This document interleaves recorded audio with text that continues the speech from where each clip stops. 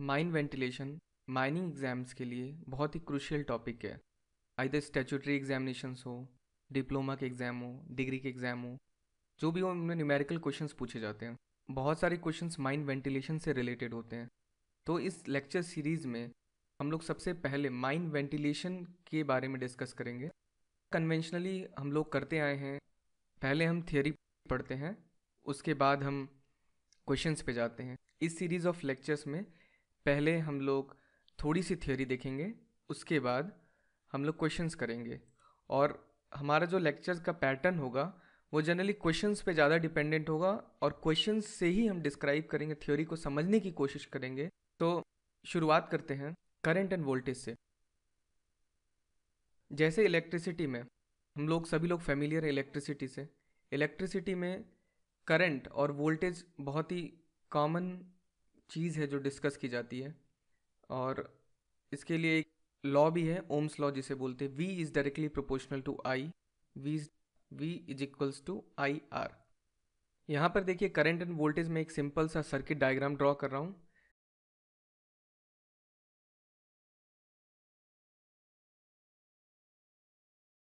Circuit diagram में simple components है, resistance है, एक बल्ब लगा हुआ है, V वोल्ट की बैटरी लगी हुई है, K की लगी हुई है। जब ये सर्किट क्लोज होता है तो इस सर्किट में I करंट फ्लो करता है। और वेरी सिंपल ओम्स लॉ से हम जानते हैं V is directly proportional to I, V is equals to I R. यहाँ पे R रेजिस्टेंस है, इसे रेजिस्टेंस बोलते हैं सर्किट का। और अगर V और I में ग्राफ प्लॉट करें, V versus I, V Y axis पे, I एक्स एक्सिस पे, इस ग्राफ में सिंपली आप देख सकते हैं स्लोप में V divided by I is equals to R। यानी इस ग्राफ की जो स्लोप होगी वो सर्किट का रेजिस्टेंस होगा। अब इसी सिमिलर पैटर्न पे हम माइन वेंटिलेशन में आते हैं। एक यहाँ पे मैं एक सिंपल टनल ड्रॉ कर रहा हूँ। एक सिंपल टनल है, ये टनल है, गैलरी है, आप इसे जो चाहें वो एज्यूम कर सकते हैं। टनल के दो पॉइंट हैं, ए एंड बी। टनल में ए पॉइंट से एयर फ्लो कर रही है, एंटर कर रही है। ए पॉइंट का प्रेशर P1 है, बी पॉइंट का प्रेशर P2 है। सो एक जनरल थियरी है, जनरल कंसेप्ट है, हाई प्रेशर से लो प्रेशर के जोन में ऑलवेज फ्लूइड या हवा कह लें वो ट्रैवल करती है। यहाँ पर P1 हाई प्रेशर है, पॉइंट है, P2 लो प्रेशर पॉइंट है, इसलिए हवा P1 से P2 ट्रैवल कर रही है, फ्लो कर रही है। और इस हवा की क्वांटिटी क्या है, Q है। P प्रेशर है, प्रेशर की यूनिट पास्कल या फिर newton per metre square. Q quantity of air है, क्वांटिटी ऑफ एयर को मीटर क्यूब पर सेकंड में लिखते हैं। अब इसी गैलरी को हम एक सर्किट के फॉर्म में देखते हैं। ये सर्किट सिमिलर है इलेक्ट्रिकल सर्किट से, लेकिन थोड़ा डिफरेंट है। आइए समझते हैं क्या है। ये एक मैं सर्किट ड्रॉ कर रहा हूँ। इसमें एक रेजिस्टेंस है, एक फैन लगा हुआ है, फैन का प्रेशर P है, Q एयर क्वांटिटी है जिसकी unit metre cube per second में है। और विजिबिलिटी के लिए रेजिस्टेंस के अक्रॉस मैंने एक छोटी सी टनल ड्रॉ कर दी है। यही टनल, इस टनल का जो रेजिस्टेंस है, इसको यहाँ पे इस रेजिस्टेंस के फॉर्म में शो किया गया। जैसा हमने इलेक्ट्रिकल सर्किट में देखा था, V is directly proportional to I, मतलब V जैसे जैसे बढ़ेगा वैसे वैसे I बढ़ेगा। वैसे ही यहाँ पर P is directly proportional to Q square. Q square, ये ध्यान देने वाली चीज़ है, यहाँ पर ये लीनियर रिलेशन नहीं है। मतलब अगर प्रेशर को आप 4 टाइम्स इंक्रीज करेंगे तो क्वांटिटी 2 टाइम्स इंक्रीज होगी। वहाँ पर जो करंट था वो यहाँ पर क्वांटिटी है।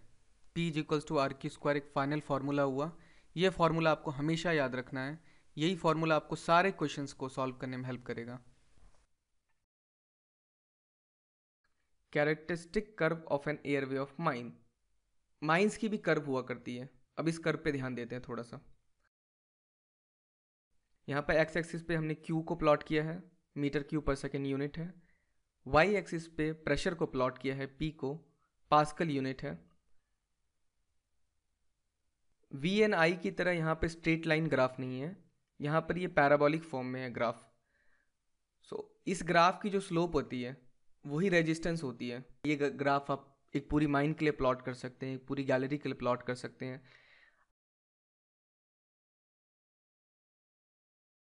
और दो डिफरेंट माइंस है। पहली माइन का रेजिस्टेंस है R1, दूसरी माइन का रेजिस्टेंस है R2। ये जो कर्व प्लॉट करेंगे ये पैराबोलिक कर्व है। R1 रेजिस्टेंस से एक कर्व, R2 रेजिस्टेंस से दूसरी कर्व।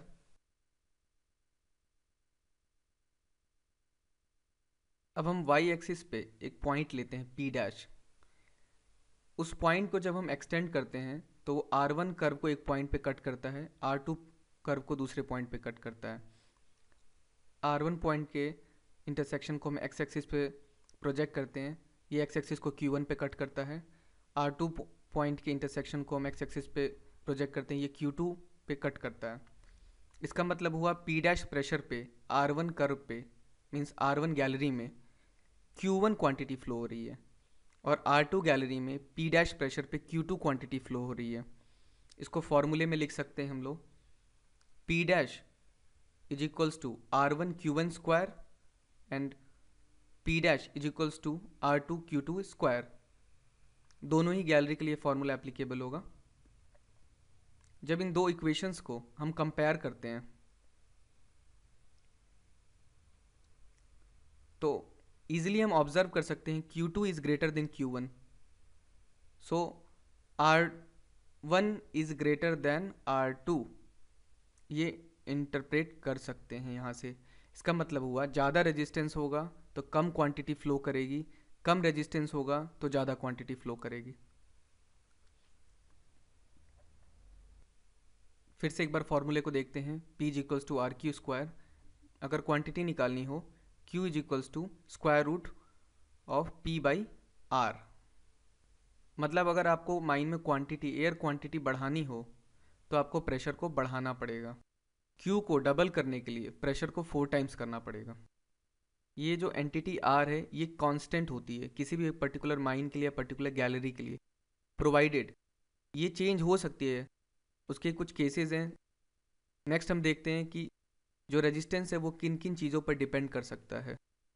फर्स्ट है रफनेस ऑफ द गैलरी। एक गैलरी ड्रॉ कर रहा हूँ, इसके सरफेसेस आप देख सकते हैं बहुत ही रफ है। जैसे जैसे रफनेस बढ़ेगी गैलरी की वैसे वैसे रेजिस्टेंस इंक्रीज होगा। More roughness is equals to more resistance. Second है area of the gallery, area of the orifice.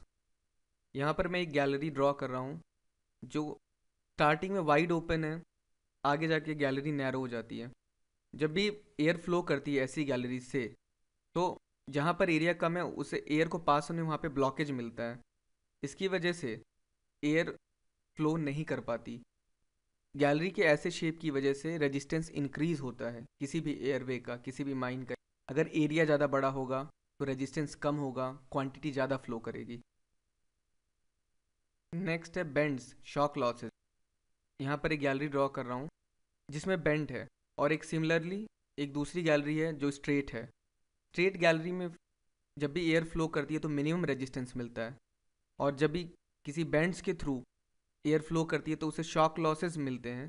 Shock losses airway के रेजिस्टेंस को इंक्रीज करते हैं। इन सब को हम डिटेल में न्यूमेरिकल क्वेश्चंस में देखेंगे कैसे शॉक लॉसेस अफेक्ट करते हैं नंबर्स के थ्रू। यहाँ पर बस समझने के लिए ये ड्रॉ किया गया। जितने ज़्यादा शॉक होंगे, जितने ज़्यादा बेंड होंगे, रेजिस्टेंस उतना ही इंक्रीज करता जाएगा। इसी तरह से और भी फैक्टर होते हैं जो माइन के रेजिस्टेंस को या गैलरी के रेजिस्टेंस को अफेक्ट करते हैं। उनको हम आने वाले लेक्चर्स में डिटेल में देखेंगे थ्रू प्रॉब्लम्स, थ्रू न्यूमेरिकल्स। तो फर्स्ट न्यूमेरिकल स्टार्ट करते हैं यहाँ पर। वेंटिलेशन सर्किट का सबसे सिंपल न्यूमेरिकल। फर्स्ट क्वेश्चन है, एक छोटी सी माइन है जिसका रेजिस्टेंस दिया हुआ है 0.2 न्यूटन सेकेंड स्क्वायर मीटर -8 और इस माइन में एक फ़ैन इंस्टॉल करना है ताकि 1500 cubic metre per minute air flow achieve किया जा सके। तो फ़ैन की रिक्वायर्ड कैपेसिटी कैलकुलेट करनी है। और एक चीज़ क्वेश्चन में और दी हुई है कि कोई भी नेचुरल वेंटिलेशन हो उसे इग्नोर कर देना है। तो एक चीज़ यहाँ क्वेश्चन में एक ध्यान देने वाली चीज़ है, क्वांटिटी की जो यूनिट है वो मीटर क्यूब पर मिनट में लिखी हुई है। तो जब भी क्वेश्चन सॉल्व करेंगे यूनिट्स पे ज़रूर ध्यान देंगे। इससे पहले हम मीटर क्यूब पर सेकंड में कन्वर्ट करेंगे। तो प्रेशर को डायरेक्टली कैलकुलेट किया जा सकता है फॉर्मूला से, RQ square. P is equals to R यहाँ पर 0.2 है, मल्टीप्लाई करेंगे into quantity 25 metre cube per second इन 25 का स्क्वायर, तो ये टोटल आएगा 125 पास्कल, 125 पास्कल प्रेशर हो गया। इसी क्वेश्चन में थोड़ा सा और मॉडिफिकेशन करते हैं। इसमें पॉजिटिव नेचुरल वेंटिलेशन दिया हुआ है 50 पास्कल का। तो पहले तो ये समझ लें नेचुरल वेंटिलेशन होता क्या है। अगर किसी माइन का फ़ैन स्टॉप भी कर दिया जाए तो भी उसमें कुछ ना कुछ वेंटिलेशन होता है, उस वेंटिलेशन को बोलते हैं natural ventilation. Natural ventilation seasonal हो सकता है, लाइक गर्मियों के मौसम में हो सकता है हवा अंदर की तरफ फ्लो करे, और हो सकता है दूसरे मौसम में हवा बाहर की तरफ फ्लो करे, सीजनल हो सकता है। लेकिन इस क्वेश्चन में दिया हुआ है कि ऑल सीजन्स में पॉजिटिव नेचुरल वेंटिलेशन है, मतलब फैन के एडिशन में ये 50 पास्कल का वेंटिलेशन, 50 पास्कल प्रेशर ऐड करेगा। सो सिमिलरली सॉल्व करते हैं। P equals to R Q square formula applicable होगा यहाँ भी। तो जो टोटल क्वांटिटी फ्लो करेगी वो Q है, सिंपली लिख सकते हैं R Q square is equals to P plus 50। यहाँ पे P के साथ 50 ऐड कर रहे हैं बिकॉज फैन का तो प्रेशर रहे ही P, लेकिन 50 पास्कल नेचुरल वेंटिलेशन भी है, इसलिए इसे यहाँ पे कंसिडर करना होगा। यहाँ पर Q फिर से 1500 क्यूबिक मीटर पर मिनट दिया हुआ है, इसे मीटर क्यूब पर सेकेंड में कन्वर्ट करेंगे, डिवाइड करेंगे 60 से, 25 मीटर क्यूब। फॉर्मूले में जब वैल्यूज़ को रखते हैं तो P plus 50 is equals to आएगा 0.2 रेजिस्टेंस इनटू मल्टीप्लाई करेंगे 25 स्क्वायर से, Q स्क्वायर से, टोटल वैल्यू आएगी 125।